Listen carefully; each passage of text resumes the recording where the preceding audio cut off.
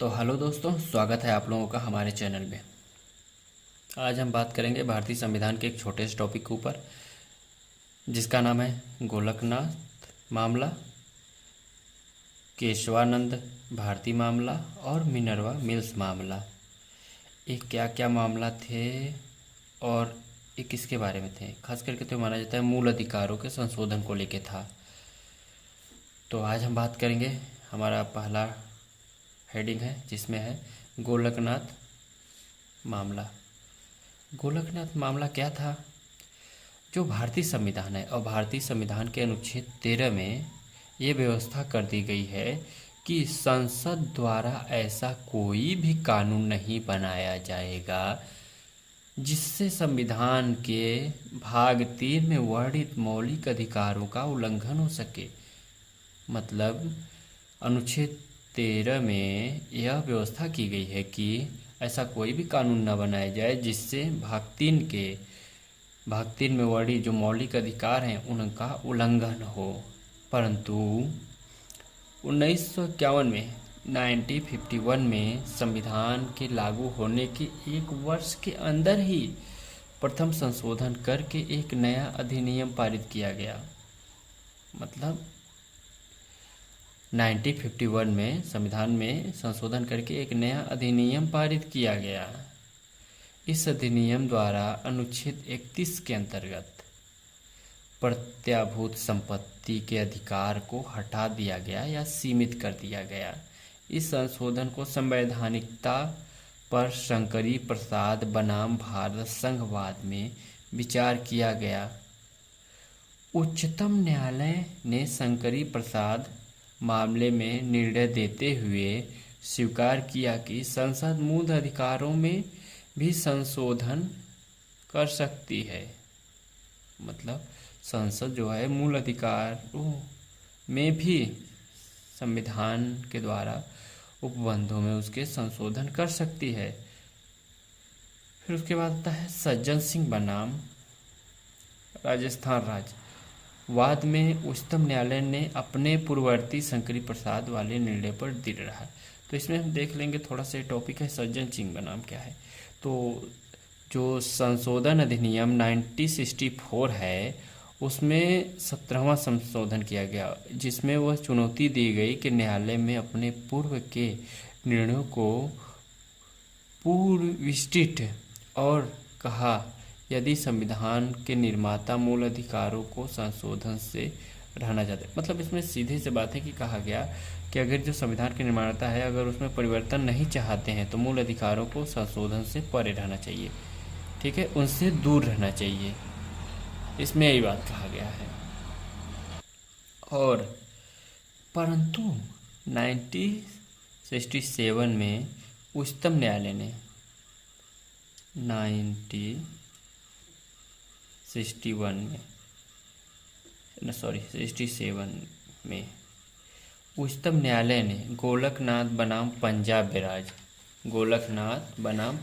राज्य विवाद में अपने पूर्ववर्ती निश्चयों को उलट दिया और यह निर्णय दिया कि संसद अनुच्छेद 367, अनुच्छेद 368 के अधीन मौलिक अधिकारों को समाप्त या सीमित करने की शक्ति नहीं रखता है।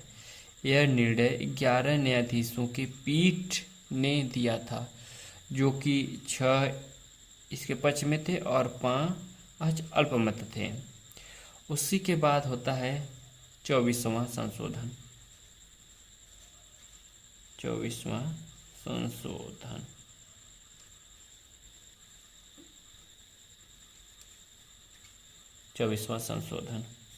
24वां संशोधन में क्या कहा गया था?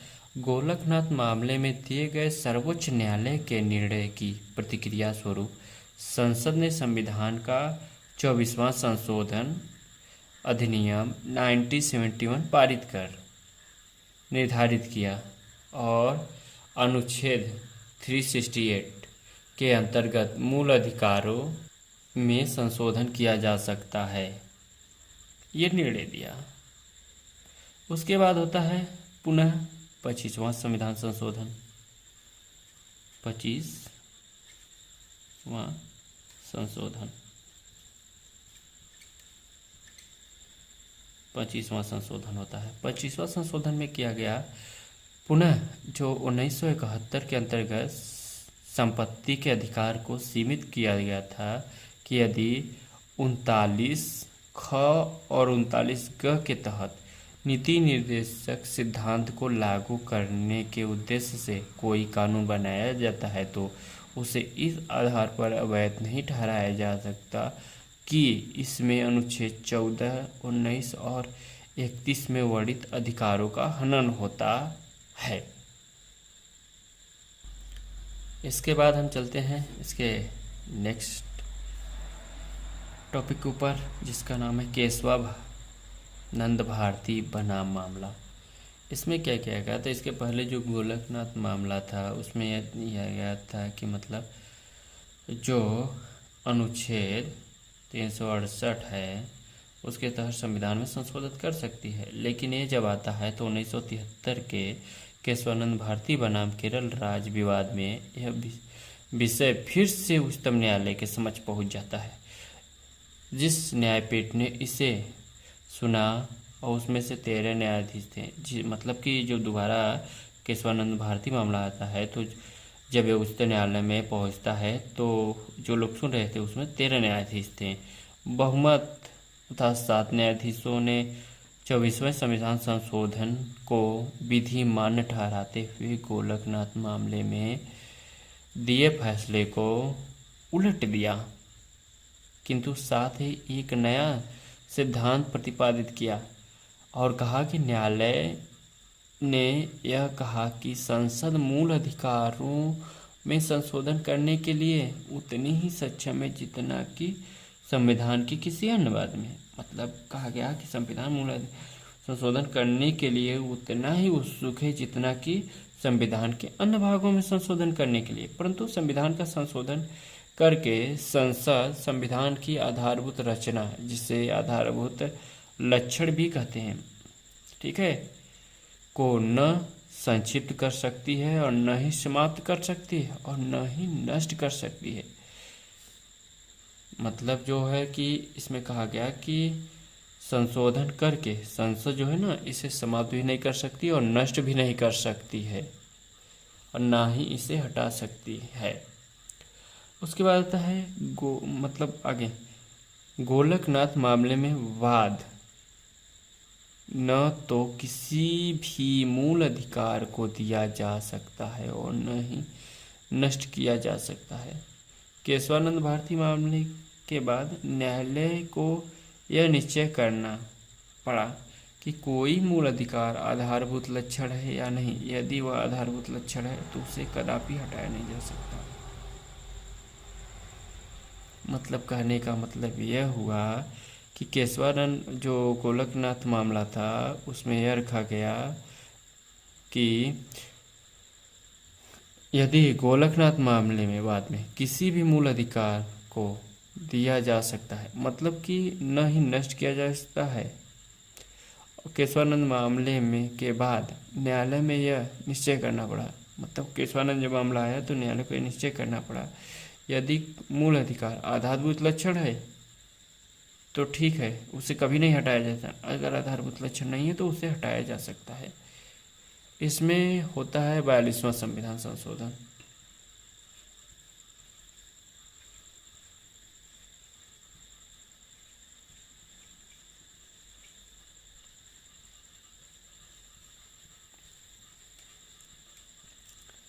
इसमें होता है 42वां संविधान संशोधन। 42वां संशोधन में यह होता है कि न्यायालय ने जो आधारभूत लक्षण सिद्धांत बनाया था उसे निरस्त करने के लिए 42वां संविधान किया जाता है। जो आधारभूत लक्षण इसके पहले बनाया गया था उसको निरस्त करने के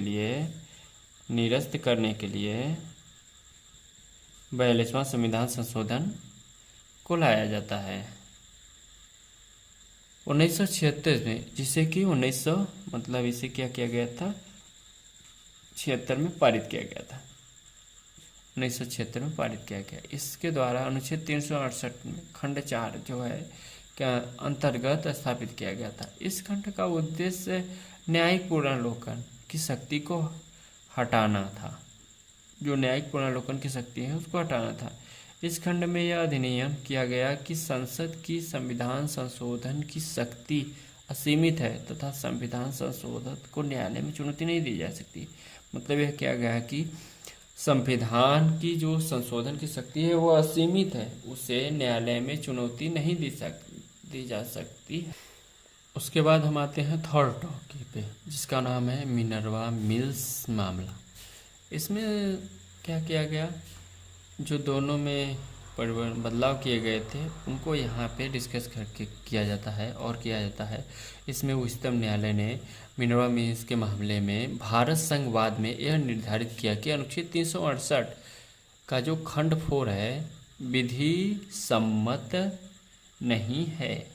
मतलब अनुच्छेद 368 का जो खंड 4 है वो विधि सम्मत नहीं है, क्योंकि यह न्यायिक पुनरावलोकन को समाप्त करने के लिए पारित किया गया था।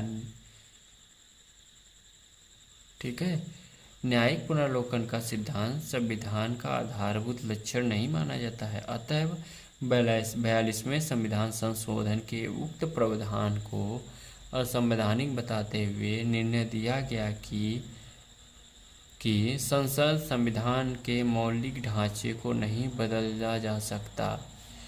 वामन राव बनाम भारत संघ 1981। बाद में न्यायालय ने यह भी स्पष्ट कर दिया कि आधारभूत लक्षण का सिद्धांत 24/4/1973 को अर्थात केशवानंद भारती के निर्णय में सुनाए जाने की तिथि के बाद पारित होने वाले संविधान संशोधन अधिनियम पर लागू होगा। और इन संशोधनों और निश्चयों का परिणाम यह हुआ कि मूल अधिकारों का संशोधन किया जा सकता है। प्रत्येक मामले में न्यायालय यह विचार करेगा कि क्या मूल अधिकारों का संशोधन से संविधान के किसी आधारभूत लक्षण का निराकरण या विनाश या क्षय हो रहा है। यदि इसका उत्तर हाँ है तो संशोधन उस निस्तारक तक अविधि संगत होगा। आधारभूत लक्षणों के आधार पर उन्हीं अधिनियमों के विधि मान्य किया जा सकेगा जो कि 24/4/1973 के बाद पारित हुए। इसमें यह सीधा सा कहा गया कि भारतीय संविधान के मूल अधिकारों में परिवर्तन किया जा सकेगा, लेकिन उसका जो मौलिक ढांचा है उस पे वह प्रभावित नहीं होना चाहिए। अगर वह प्रभावित होता है तो भारतीय संविधान अर्थात मूल अधिकार में किया गया संशोधन अमान्य होगा। धन्यवाद दोस्तों। वीडियो कैसा लगा? अगर अच्छा लगा तो प्लीज़ लाइक, शेयर और सब्सक्राइब और अपने मित्रों को भी शेयर कीजिए। धन्यवाद। जय हिंद।